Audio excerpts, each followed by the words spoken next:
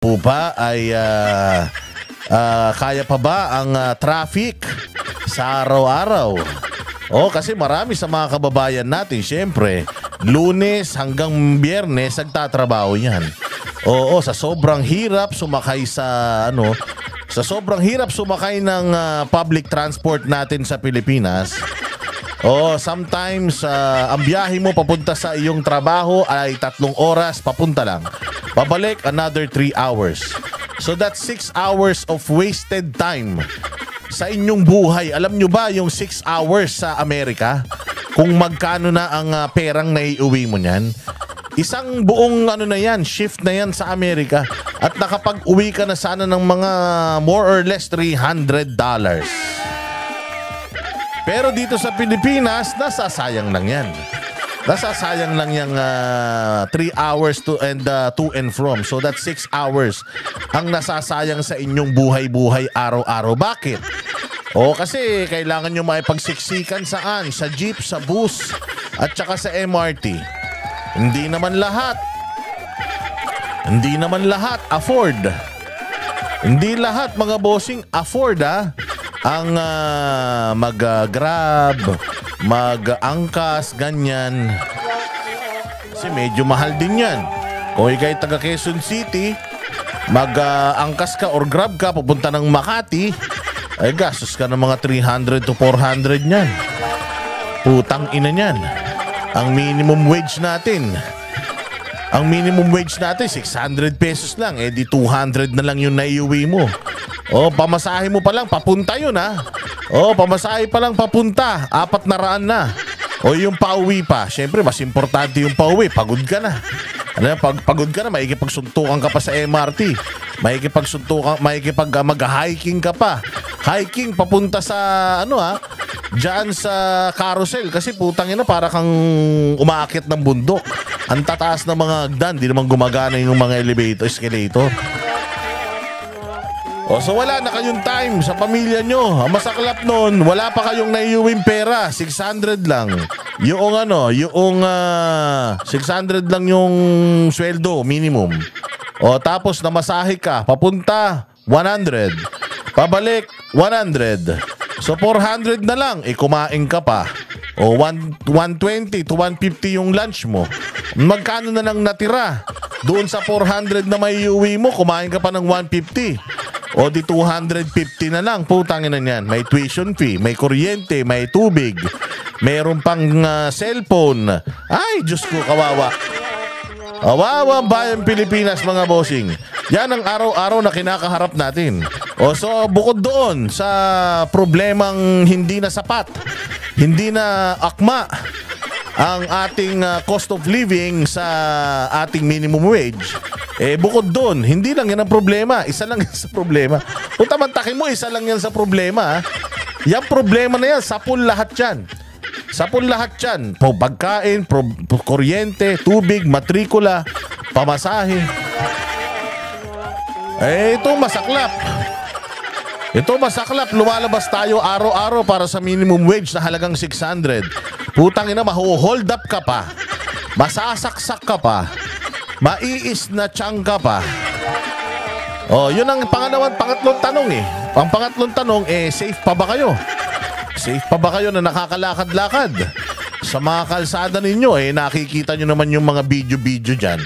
Kaliwat kanan, mga bossing, yung mga na-hold up ngayon. Paano na?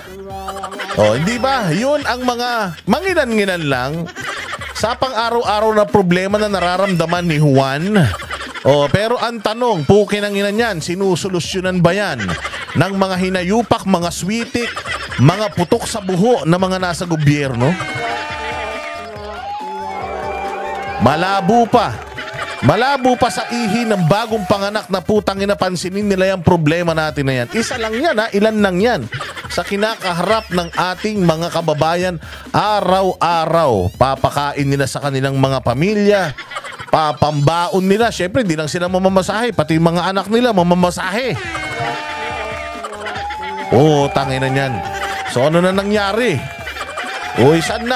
Paano na ngayon etong mga kababayan natin itatawid yung pang-araw-araw nila. Putay na ayuda. Yung ayuda pag naubos na, yung problema nandiyan pa rin, yung ayuda wala na. Kailangan natin ng pangmatagalang solusyon sa mga problema ng taong bayan. Hindi natin kailangan ng mga ayuda, mga punyeta na yan.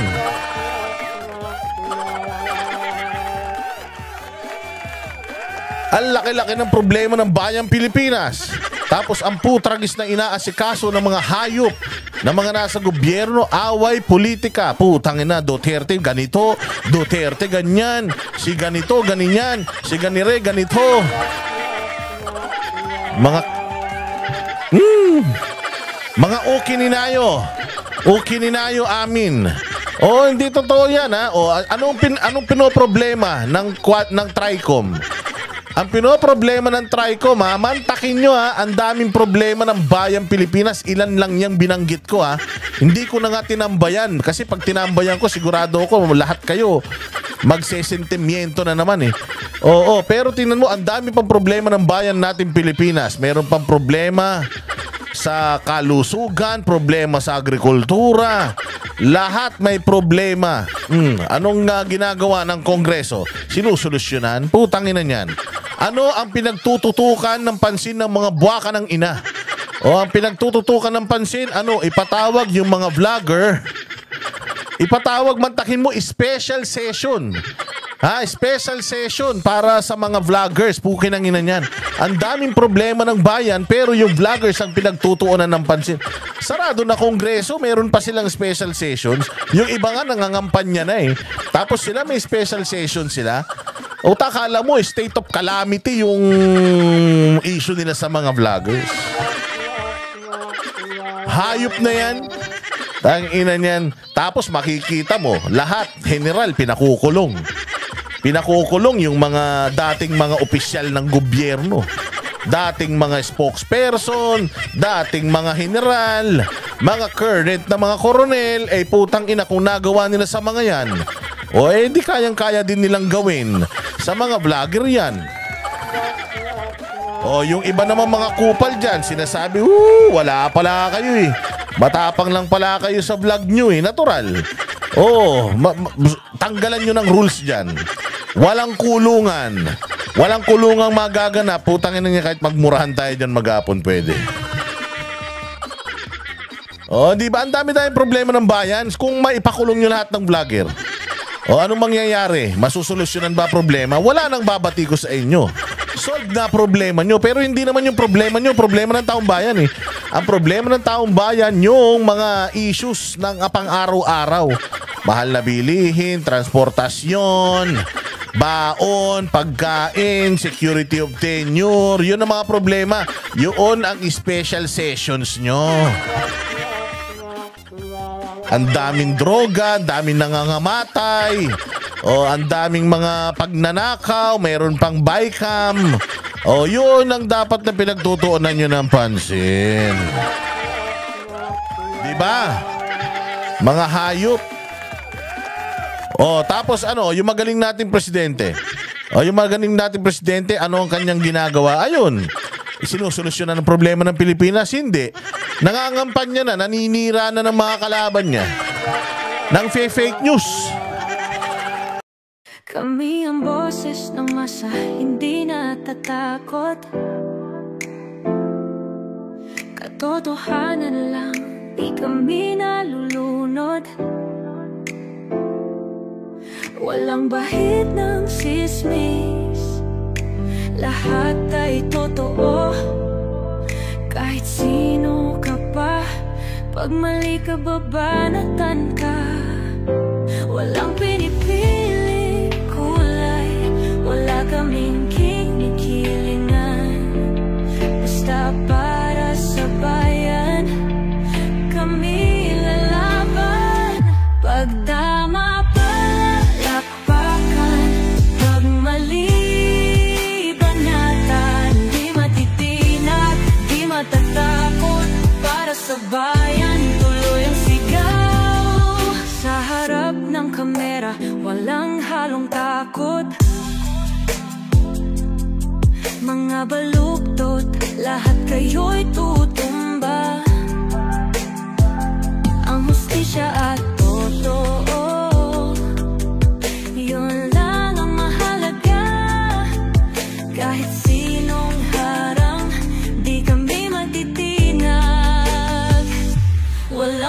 piling kulay, wala kaming kinikilingan.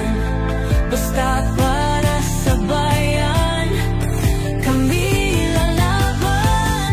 Pag tama palakpakan, pag mali banatan. Di matitinag, di matatakot, para sa bayan tuloy ang sigaw. Kung nasa tama ka, ikaw ay aming kasama. Pero pag mali ka, handa ka na bang mabasag? Banateros kami, walang inuunan, dahil bayan muna bago ang sarili.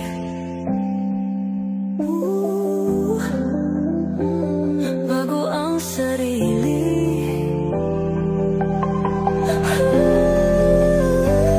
Pag tama palakpakan, pag mali banatan. Banateros ang sigaw, katotohanan ang laban.